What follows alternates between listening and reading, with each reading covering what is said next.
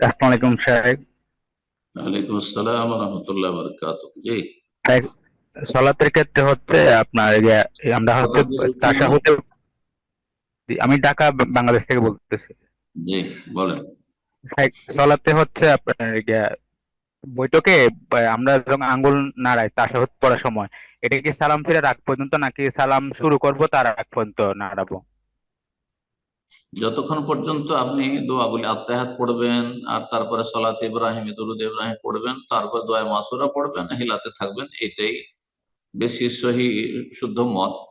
কিন্তু এগুলো ফিকহি মাসলা, আর এই ক্ষেত্রে বাড়াবাড়ির কোনো প্রয়োজন নেই। কেউ যদি কয়েকবার শুধু হেলায় যথেষ্ট। হ্যাঁ, বিশেষ করে কেউ, অনেক ওলামারাই বলছেন, সালেফে ওলামারা, যে যখন তাওহীদ বা আল্লাহর কথা, আল্লাহর কাছে কিছু চাওয়ার কথা বা তাওহীদ আল্লাহর নাম যখন আসবে, যেমন আত্তাহিয়াতু লিল্লাহ ওয়াসসালাওয়াতু ওয়াত-তাইয়্যিবাত আসসালামু আলাইকা ইয়া আইয়ুহান নবী ওয়া রাহমাতুল্লাহ, আল্লাহর জিকির যখন আসলো, আল্লাহর নাম আসলো, তখন শাহাদাতের আঙ্গুল উঠালেন, ইশারা করলেন।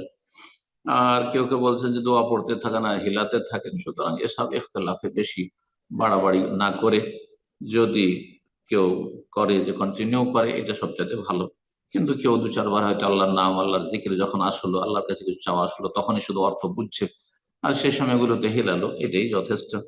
জি, কিন্তু শুধু লা ইলাহা ইল্লাল্লাহতে আশহাদু আল্লা ইলাহা ইল্লাল্লাহ অথবা আশহাদুতে উঠাবো, যেমন শাফি বা হানাফি মত, এই মতগুলির কোনো দলিল নেই যে একটি জায়গায় একবার শুধু ইশারা করব আশহাদু, যেমন শাফিরা বলছেন, অথবা লা ইলাহা ইল্লাল্লাহতে যেমন হানাফিরা বলছেন, এর কোনো দলিল নেই।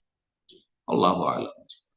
নবী সাল্লাল্লাহু আলাইহি ওয়াসাল্লাম সম্পর্কে সাহাবীরা বলছেন যে কানা ইউহাররিকুহা ওয়া ইয়াদু বিহা, নবী সাল্লাল্লাহু আলাইহি ওয়াসাল্লাম হিলাতেন এবং তা দিয়ে দোয়া করতেন। তাহলে শাহাদাতের আঙ্গুলের মিল আছে দোয়ার সাথে, তার দোয়া হচ্ছে পুরোটাই দোয়া। সুতরাং দোয়া করতে থাকতেন এবং আঙ্গুল দ্বারাও তিনি দোয়া করতেন, আঙ্গুলের ইশারাতে। আল্লাহ তাআলা আলাম, এটি হাদিস প্রমাণ করে।